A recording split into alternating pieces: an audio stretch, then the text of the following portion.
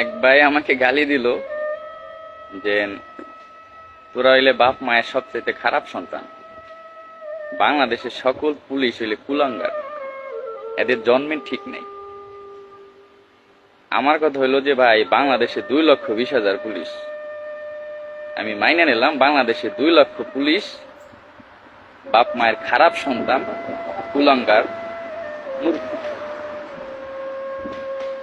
আমি এক মধ্যবিত্ত ফ্যামিলির ছেলে, আমার নুন অন্তে পান্তা ফুরায়, আমার 14 গোষ্ঠীতে গভর্নমেন্ট জব কেউ করে না। আমি কোনো কোঠার পুলিশ না, আমি সাধারণ কোঠায় ভর্তি হয়েছি। আমার এই চাকরিটা হবে আমি কখনো আশাও করিনি। আল্লাহ আমার রিজিক লেখছিল পুলিশের চাকরি, আজ আমি চাকরি করি, আজ আমি কুলাঙ্গার। আমি একজন স্টুডেন্ট ছিলাম, আমি এইচএসসি পাস করে এখানে আসছি। যাই হোক, জনগণ আমাদের গালাগালি দেবে, এটা আমরা শুনি বা আরো শুনতে হবে, তা নিয়ে আমার কোনো আফসোস নেই। কিন্তু আমার যেটা বলার সেইটা হইলো, সবাই বলতেছে যে এই পুলিশ সদস্যদের সব বাদ দিয়ে দেন, আমরা মেধাবীরা এখানে আসবো, আমরা দেশটাকে গর্ব। ভাই, আমাদের ভিতরে হাজার হাজার বিসিএস ক্যাডার আছে। আমার লেখাপড়া এখন চলমান। এই যে দেখেন, এখন বাজে রাত 3টা, আমি রাস্তার ভিতরে একা, কেউ নাই, আমি একা আছি। কার জন্য আছি? আমার মা বাবার জন্য? অবশ্যই না, দেশের মানুষের জন্য। সবাই ঘুমাচ্ছে আর আমি সারা রাত এই রাস্তা দাঁড়ায় দাঁড়ায় ডিউটি করব। সকালে ঘুম থেকে তারা উঠবে ফ্রেশ মাইন্ডে, যখন আমারে দেখবে, মানে সরাসরি না পারলে মনে মনে একটা গালি দেবে যে শালা কুলঙ্গারের বাচ্চার মুখটা দেখলাম, আমার দিনটাই খারাপ হবে।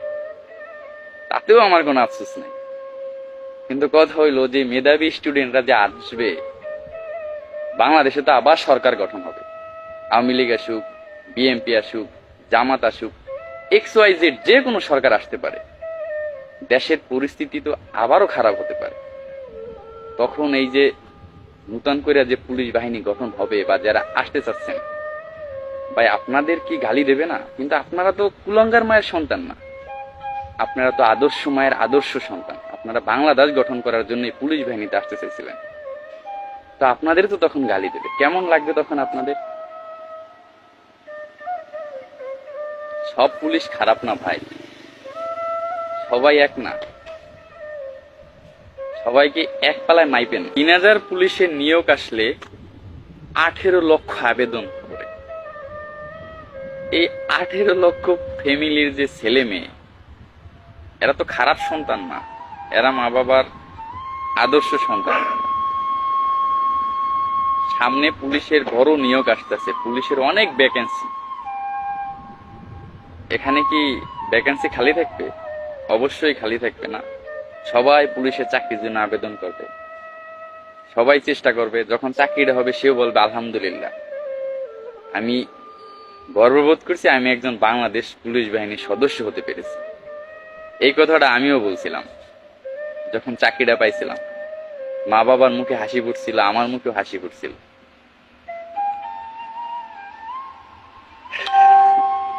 আসলে এগুলা নিয়ে কষ্ট পাবার কিছুই নাই। আমরা জনগণের গোলাম, স্বীকার করি। জনগণের সেবা করা আমাদের দায়িত্ব। হয়তোবা জনগণের আমরা ঠিক মতো সেবা দিতে পারতেছি না, এর জন্য হয়তোবা আমাদের এত গালাগালি করে। কিন্তু আমি একটা কথা বলবো সবাই, সেইটা হলো ভাই, আমি খারাপ হতে পারি, আমার মা খারাপ না, আমার বাবা খারাপ না। প্লিজ মা বাবা নিয়ে কখনো গালি দিয়েন না। অনেকে আবার বলবেন যে শালা তুই পোশাক পরে ভিডিও করতেছ কেন? ভাই, আমি সিভিল পোশাক পরার সময় পাই না ভাই, সারাক্ষণ এই ডিউটি লাগে থাকে।